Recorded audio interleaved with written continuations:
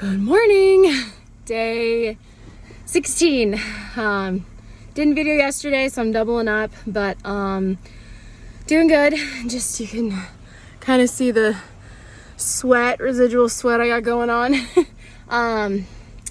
Just finished my workout at the gym, YMCA here, and yeah, been switching it up a little bit to kind of help cover all parts of my body, give my knees a little bit more of a rest, because like I mentioned, I've been a little nervous about getting an injury, but so just trying to be careful of my knees, because I think I'd mentioned I tore my ACL in an ultimate frisbee competition several years ago in college, and so since then I've kind of compensated on my other knee, and just being a big girl, knee problems, it's life. So anyway, so instead of really just doing the treadmill, I've been doing a bit of the Stairmaster to get my heart rate up, doing lots of different strength training things, and then ending with like the treadmill or the elliptical to like finish with my heart rate up. So feels good, just full body burn. But I wanted to point out that one of the reasons I didn't video yesterday was because it was busy, right? Life happens. But also I was wrestling with just some temptations, and I wasn't really sure what to come on and say, honestly, because I didn't feel like I had a grip on it. And I actually did decide to try out intermittent fasting this week.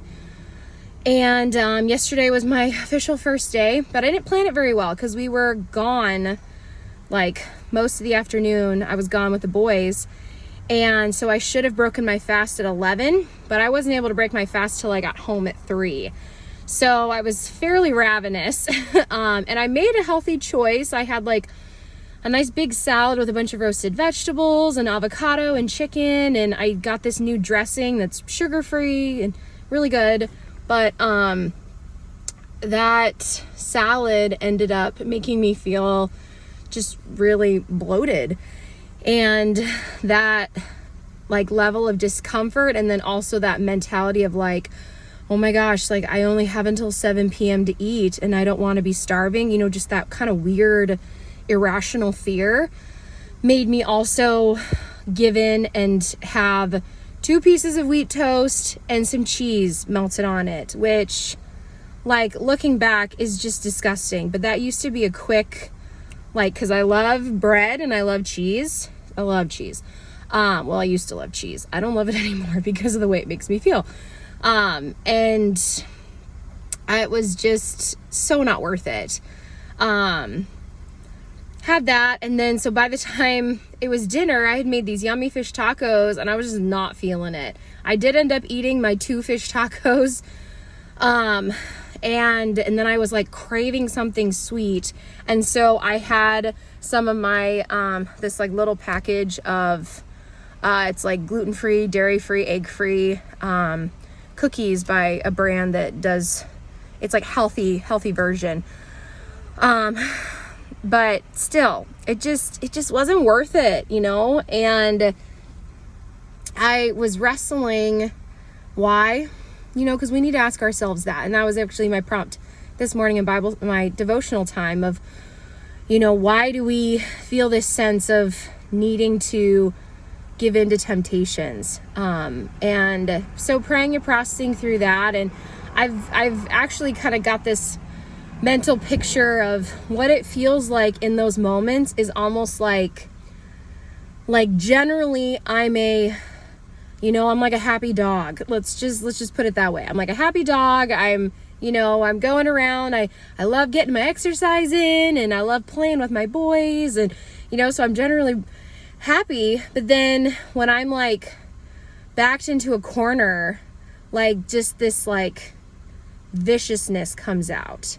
And it's just this animalistic instinct, and it's really just the matters of my heart coming up. This fear of, I'm going to be hungry, and then I'm going to give in, like in front of my husband or in front of my kids or in front of someone else, and they're going to see this ugliness that I have hidden, and I'm not going to lose the weight, and just all of those fears, those irrational things just come to the surface when I feel backed into a corner. And I've realized more and more that I've been feeling subconsciously more backed into a corner because I'm disciplining myself in these areas that used to bring me comfort. So I no longer can use food for comfort. And even when I do give in, it's not that full give in, like I would normally have given in for comfort. And so part of me, even when I'm being that slight rebellious, there's still that rebellion in me that's like frustrated that I can't just let loose. And so anyway, that's that mental picture that I feel God has given me of like, that's the ugliness of my heart. And that's why I'm where I'm at right now, weight wise and health wise, because I've allowed myself to give in to those temptations and those irrational fears and just selfish pursuits for years. So it's a good realization. And now I kind of have that awareness that when I start to feel backed into that corner, I don't need to become frantic and search for these worldly things to bring me comfort. I have to discipline myself, just like I've disciplined myself to go to the gym, just like I'm disciplining myself to meal prep so that I have food ready to go and I, don't think about it, just eat it and you'll feel amazing. It's the same thing with my thoughts. I have to go on a cleanse of my thoughts and what I allow into my body with what I tell myself and what I let outside influences tell me too. So it's my thought of the day, or really for the past 2 days, but I hope it helps encourage someone. The only thing I can say that I've realized so far is prayer. Prayer is powerful. Do it, and do it a lot, because especially in those moments of weakness, he can be our strength. And when we give it to him, that's when we realize like we don't have to do it alone and we can overcome it, because it's not just us. It's not by our strength. And obviously I'm putting that into practice myself because it's hard. It's hard, guys.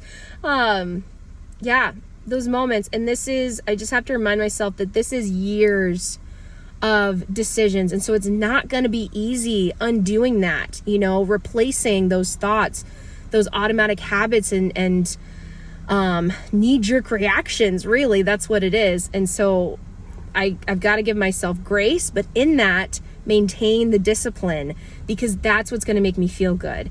Because, as soon as I gave in to the bread, that's when I started to be tempted to like, what else is there in the house? I'm ashamed. And so now I'm going to eat my guilt, which is just so counterproductive, right?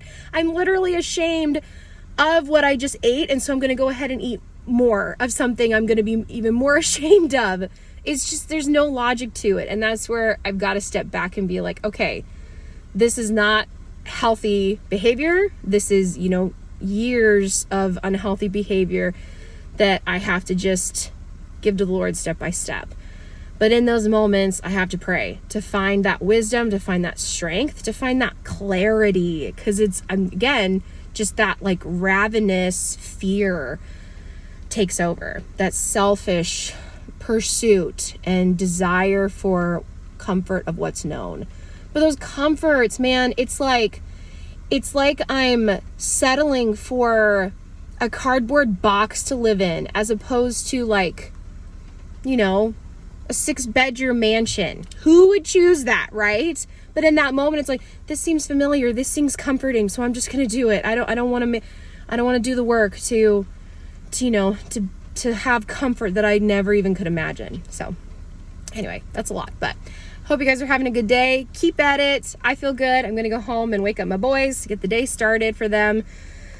I really do love my me time in the mornings. It makes a world of a difference. Just my devotional time, and then getting here and working out. And so that's another just form of encouragement. Just do it. I promise you, if you do it and you keep at it, even if you fall one day, get right back up and do it, because the benefits far outweigh that immediate desire for comfort. But it's not true comfort, right? So have a good day. See you tomorrow.